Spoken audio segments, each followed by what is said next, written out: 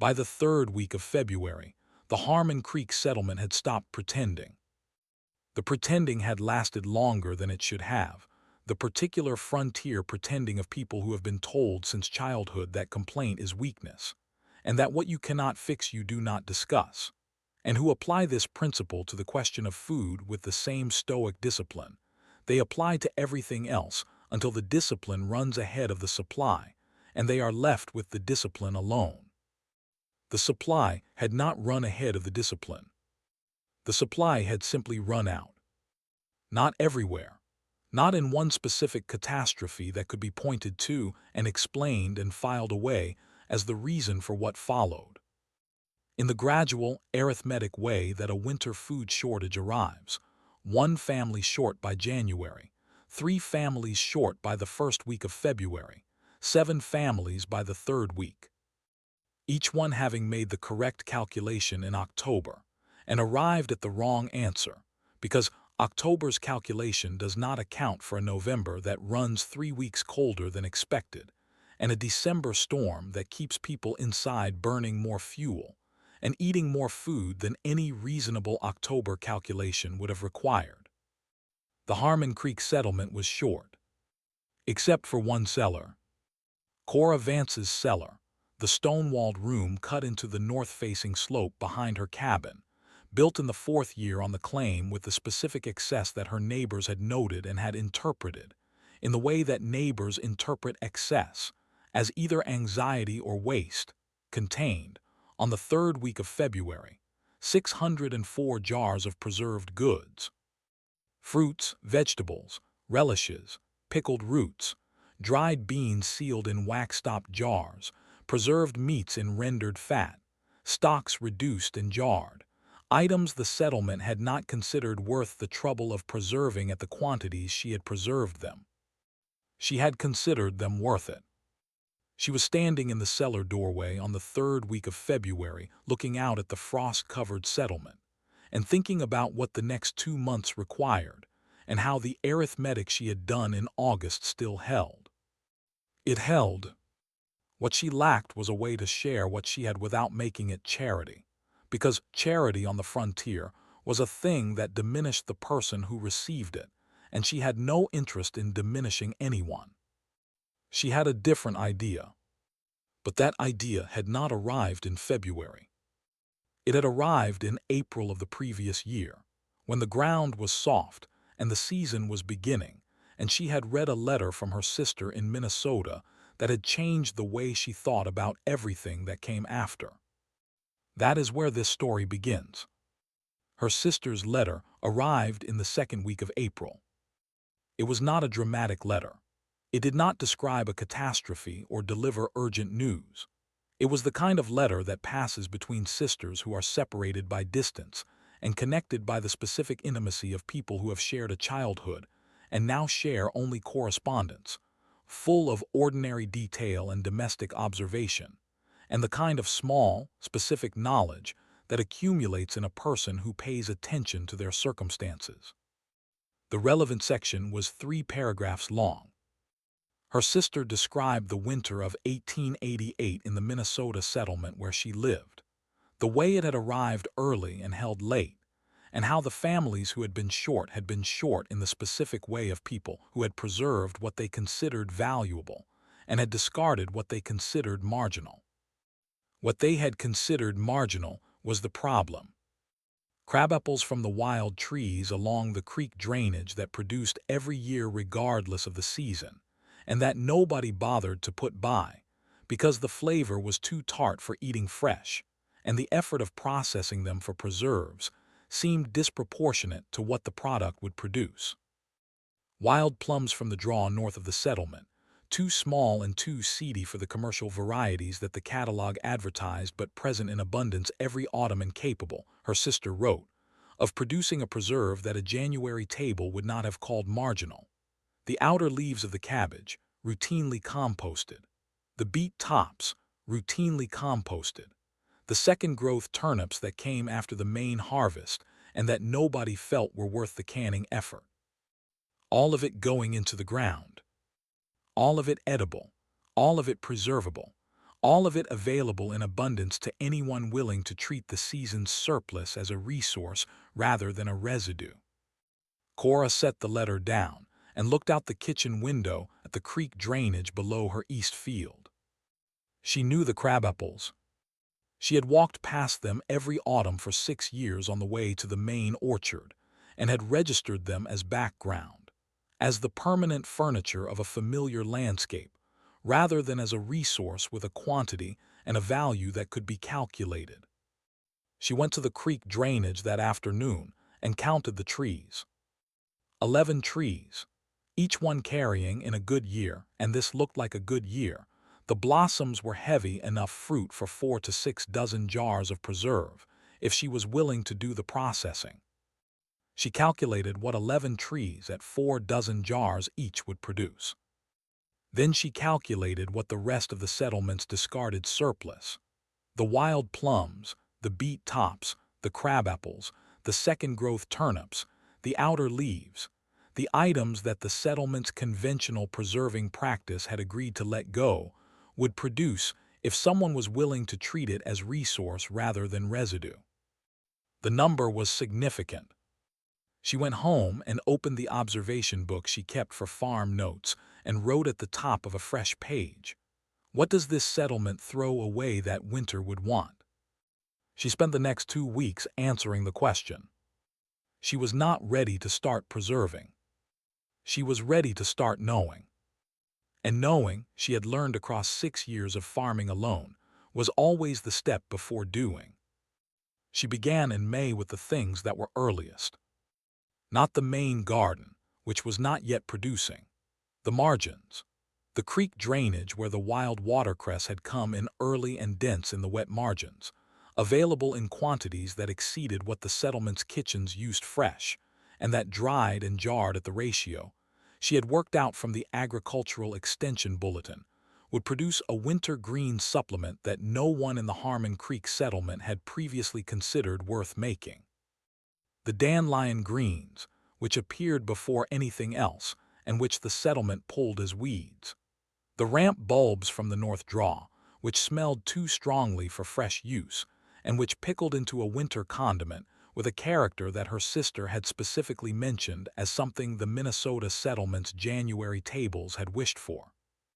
She harvested systematically. Not everything she could find, more than she needed always, because the observation book's winter calculation required more than she needed, and because the arithmetic of a preservation program is always optimistic about summer abundance and correctly pessimistic about winter requirement. She harvested at the level the arithmetic required, and she did not revise the arithmetic downward because the morning was hot or the day was long. She kept records. Every item entered in the observation book. What, where, quantity, date, processing method, expected jar yield, actual jar yield, notes on any deviation from expectation. The records were not primarily for the current season.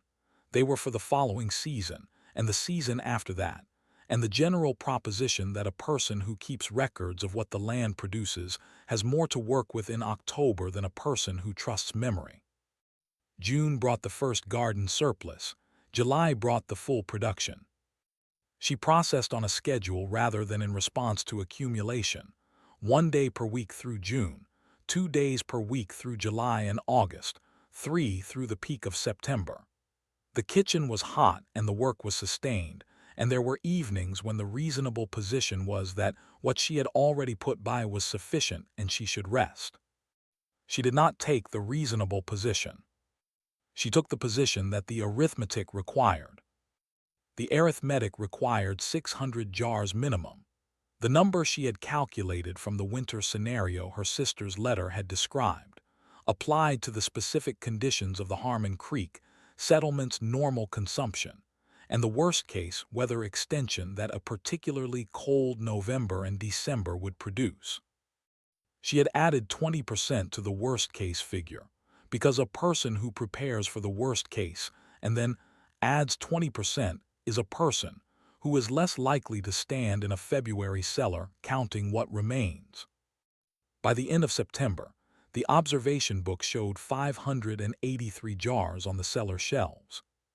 She needed 17 more to reach the minimum.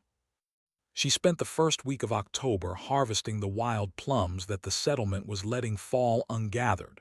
Small, seedy, inconvenient, the exact material that the February calculation required, and that the settlement had agreed to leave for the deer. She made 22 additional jars. She closed the cellar on the 3rd of October with 605 jars on the shelves. She allowed herself one entry in the observation book that evening. Minimum reached, 20% buffer intact, proceed to winter. She was not comfortable. Comfort was not the word for it, and she would not have chosen it. But she was placed correctly. The arithmetic had been done, and the arithmetic had been met, and the winter had not yet arrived to test whether the arithmetic was right. November arrived with the specific intention she had been calculating against since April. Not dramatically. The worst winters do not always arrive dramatically. They arrive incrementally, each week a degree colder than the last, each storm leaving behind more than it found, the cumulative effect of sustained cold building the deficit that the settlement's October arithmetic had not fully accommodated. Cora monitored the cellar. Not passively, actively, with the attention of a person who has invested a summer's worth of work in a specific outcome, and understands that the investment requires management to produce the outcome it was designed to produce. She checked jar seals weekly.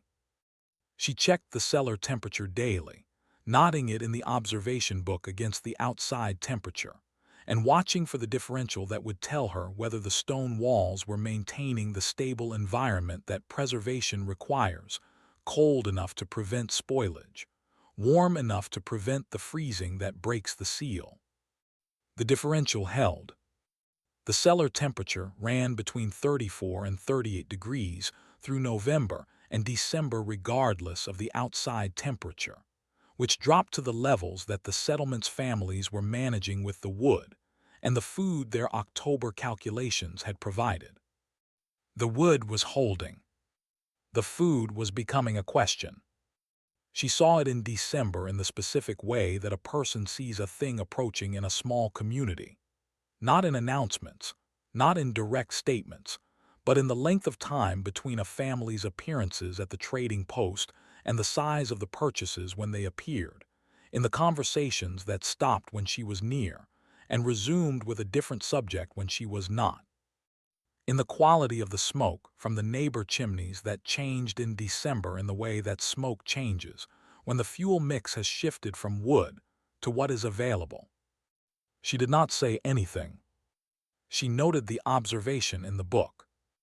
Then she went back to the cellar and counted what she had and confirmed that it was what the arithmetic said it was. Facts would speak before opinions ever could.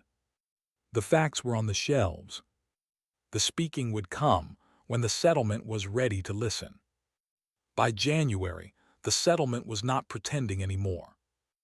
It had stopped pretending with the specific exhaustion of people who have been pretending for longer than the circumstances warranted, and have arrived at a point where the pretending requires more energy than the acknowledgement.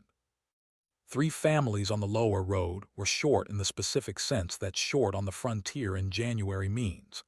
Not the inconvenience short of a meal that is smaller than expected, but the calculation short of a household that is choosing between what it needs and what it has, and finding the gap between those two things, is wider than any reasonable person would have planned for.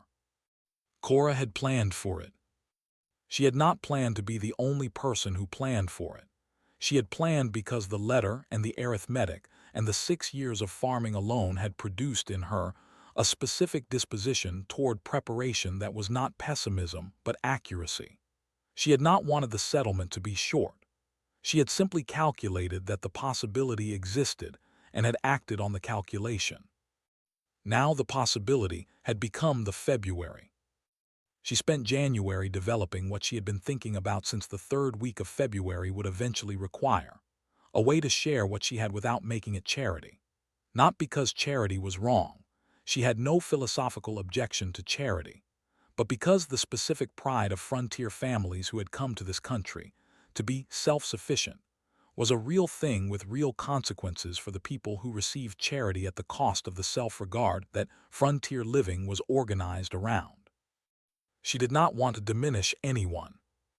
What she wanted was an exchange. Not money. January on the frontier in a short year was not a time when money changed hands for food at the prices the shortage would have supported, and she had no interest in those prices. What she wanted was the kind of exchange that maintained the dignity of the transaction, the labor exchange, the skill exchange, the future exchange of a promise that when the spring returned and the situation reversed and a family had something she needed, they would provide it. She wrote the terms in the observation book. They were simple and they were fair, and they required nothing from anyone who received from her that they were not already capable of giving. She sent word through the settlement that she had surplus in the cellar, and that she would share it on these terms to any household that needed it. Everything that could be prepared had been prepared. The settlement would come. The first family came on a Tuesday. They came in the specific way that people come to a transaction they need and are not entirely comfortable needing. Not with shame, which is a more dramatic emotion than the situation called for, but with the quiet discomfort of people who have run their calculation correctly and arrived at a number that requires them to ask. She received them without drama and without the particular warmth that highlights the need it is responding to. She received them the way a person receives a business arrangement, with clarity about the terms and interest in finding an outcome that served both parties. She showed them the cellar, not as a demonstration of abundance. She was aware that abundance in a scarcity context has its own particular cruelty, but as an inventory from which they could select what their specific household required, because what a family of 2 required was not what a family of 6 required, and she was not in the business of providing more than was useful. They selected. They agreed to the terms: a week of spring fence repair on her east boundary, to be provided when the ground was workable in April. It was a week's work she had intended to hire out and could now receive instead, and the family left with 8 jars of preserved goods and the specific dignity of people who have made an arrangement rather than accepted a gift. 3 more families came that week. 7 the following week. By the 3rd week of February, 14 of the settlement's 21 households had made some arrangement with Cora Vance's cellar. Not all of them in shortage. Some of them in the precautionary calculation of people who had looked at their February inventory and decided that a spring labor arrangement now was more sensible than a February shortage later. She had not emptied the cellar. She had distributed, by the 3rd week of February, 112 jars. 493 remained. The arithmetic had held. She ran the ledger on the 3rd week's evening with the careful attention of a woman who has built a system and is watching it perform and wants an accurate account of the performance, because the accurate account is what the following year's calculation requires. What the ledger showed was a number that confirmed several things simultaneously: that the August work had been sufficient, that the winter's demand had been within the scenario she had calculated against, and that the 20% buffer had not been required, which was the best possible outcome of a 20% buffer. It had been there. It had not been needed. That was what a buffer was for. The spring labor began arriving in the 2nd week of March. It arrived in the way that labor arrives when it has been promised rather than volunteered, reliably, on the agreed schedule, in the specific quality of work that a person performs when the work is the fulfillment of an obligation rather than a favor, which is to say better than a favor because the obligation has a standard, and the standard is the person's own word. The east fence was repaired. The drainage on the south field, which she had mentioned as a secondary project if the agreement produced more labor than the fence required, was cleared and regraded. The woodpile that had been low since February was restocked from the timber above the creek. She noted all of it in the observation book without elaboration, because the observation book was not a place for elaboration, and these entries did not require it. They required only accuracy, and accuracy was what they received. A man named Oliver Cross, who ran the largest conventional farm operation in the Harmon Creek settlement, and who had not been among the families that came to the cellar in February. His operation had been better stocked than most, and he had managed without arrangement, came to her fence line on a Saturday in April. He had not come to discuss the winter. He had come to ask about the crabapples. He had seen her at the creek drainage in May of the previous year, and had thought little of it at the time, and had spent the winter thinking considerably more of it as the settlement's food situation had developed, and the one significant exception to that situation had become apparent to anyone paying attention. He asked what she had seen in the crabapples that nobody else had seen. She showed him the observation book. Not the full book, the relevant pages. The April entry that had begun with the question, "What does this settlement throw away that winter would want?" The tally of the creek drainage trees and their projected yield. The processing schedule and the jar counts and the cellar temperature records and the February distribution. Ledger with the 112 jars that had gone out against the 493 that had remained. He read it with the quality of attention of a man reading a document that has already demonstrated its relevance. He asked if he could copy the relevant sections. She said he could. She was not a withholding woman. The knowledge had not become more valuable by being kept. It had demonstrated its value by being applied, and demonstrated knowledge shares well, and what the Harmon Creek settlement needed was not a single cellar of 600 jars maintained by one woman against one winter. What it needed was the practice distributed across enough households that one woman's observation book became the settlement's common inheritance. Oliver Cross planted crabapple seedlings from the creek drainage trees along the boundary of his east field the following spring. He also built a second cellar. She noticed most things. She had noticed, in a letter from her sister in April, an observation about the settlement's discarded surplus that most people receiving that letter would have read as ordinary complaint, and she had read as a resource inventory waiting to be counted. She had noticed, in 11 wild crabapple trees along a creek drainage she had walked past for 6 years. A jar yield that the arithmetic required and that the October calculation confirmed. She had noticed, in the settlement's December smoke and the length of its trading post visits, the approach of the February that she had been preparing for since May. She had not been lucky. The winter had arrived with the same impartiality for every household in the Harmon Creek settlement. What had not been equal was the arithmetic that preceded it, and the arithmetic was the summer, and the summer was the observation, and the observation had begun with a letter that asked the right question in the right language to a woman who was already inclined to answer it. She was, for the first time in the 6 years since she had come to the Harmon Creek settlement and begun the specific, daily, unannounced work of making a farm that could sustain itself through whatever the land and the weather decided to send, exactly where she had meant to be. Not finished. The following spring's planting needed planning, and the cellar needed restocking, and the observation book's next year's pages were blank in the specific way of pages that are waiting to be filled with the measurements and the yields and the jar counts of a practice that had now been proven once and would now be practiced with the confidence of proof. Facts had spoken. The opinions had adjusted.